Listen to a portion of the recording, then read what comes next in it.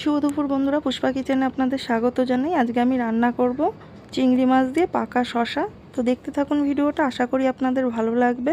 আমি প্রথমে চিংড়ি মাছ কটা বেছে পরিষ্কার করে নেব। আমি চিংড়ি মাছ কটা বেছে ধুয়ে পরিষ্কার করে নিয়েছি। এই তরকারিটা রান্না করতে আমার লাগছে কাঁচা লঙ্কা, ধনেপাতা, পাকা শসা আর চিংড়ি মাছ। আমি এখন শসাটা কেটে নেব। এই শসার তরকারি খেতে দুর্দান্ত লাগে। গরমে শসার তরকারি শরীরের জন্য উপকারী, পেট ঠান্ডা থাকে আর খেতে তো অপূর্ব লাগে। শসাটা আমি ছুলে কেটে নিচ্ছি।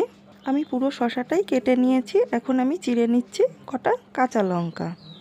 এই তরকারিটা রান্নায় কোনো ঝামেলা নেই, তাড়াতাড়ি হয়েও যায়, খেতেও ভালো লাগে। আমার লঙ্কা চিড়ে নেওয়া হয়ে গেছে। আমি উনুন ধরিয়ে কড়াই বসিয়ে দিচ্ছি। কড়াইটা আমার গরম হয়ে গেছে। এখন আমি কড়াইয়ে দিয়ে দিচ্ছি পরিমাণ মতো তেল। তেলটাও গরম হয়ে গেছে। এখন আমি চিংড়ি মাছ কটা ওই তেলে দিয়ে দিলাম। আর দিয়ে দিয়েছি আমি পরিমাণ মতো অল্প লবণ, আর দিয়ে দিচ্ছি হলুদ।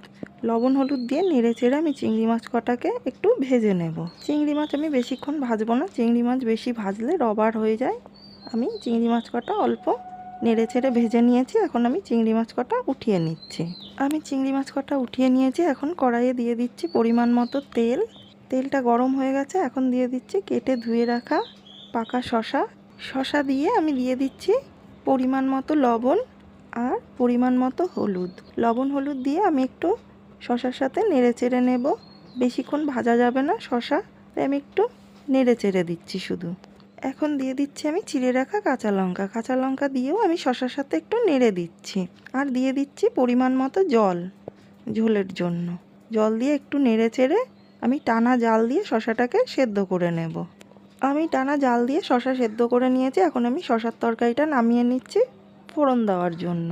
আমি তরকারিটা নামিয়ে কড়াই বসিয়ে দিয়েছি। কড়াই গরম হয়ে গেছে। দিয়ে দিচ্ছি আমি পরিমাণ মতো তেল।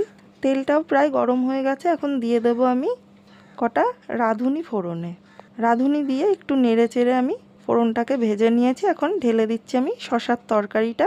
এখন আমি টানা জাল দিয়ে ঝোলটাকে আরও একটু টানিয়ে নেব। দিয়ে দিচ্ছি এখন ভেজে রাখা চিংড়ি মাছ কটা। চিংড়ি মাছ কটা দিয়ে একটু নেড়ে চেড়ে আমি আরও কিছুক্ষণ জাল করে নেব। আমার এই রেসিপিগুলো আপনাদের কেমন লাগছে আমাকে কমেন্টে অবশ্যই জানাবেন। ভালো লাগলে একটি লাইক করে দেবেন, সাবস্ক্রাইব করে আমার চ্যানেলটির পাশে থাকবেন। তরকারির ঝোলটা প্রায় টেনে গেছে। এখন দিয়ে দিচ্ছি আমি কুচিয়ে রাখা ধনেপাতা। ধনেপাতা দিয়ে একটু নেড়ে চেড়ে আমি তরকারিটাকে নামিয়ে নেব। তরকারির ঝোল টেনে পুরো গা মাখা হয়ে গেছে। এখন আমি তরকারিটাকে নামিয়ে নিচ্ছি। পাকা শসা, তার ভেতরে আবার চিংড়ি মাছ। তরকারিটা খেতে দুর্দান্ত হয়েছে। শসার তরকারি খাওয়ার জন্য এখন তৈরি। দুপুরে গরম গরম ভাতের সাথে পাকা শসার তরকারি দিয়ে আজকের খাবারটি আমি পরিবেশন করলাম। খাবারটি আপনাদের কেমন লাগলো আমাকে কমেন্টে অবশ্যই জানাবেন।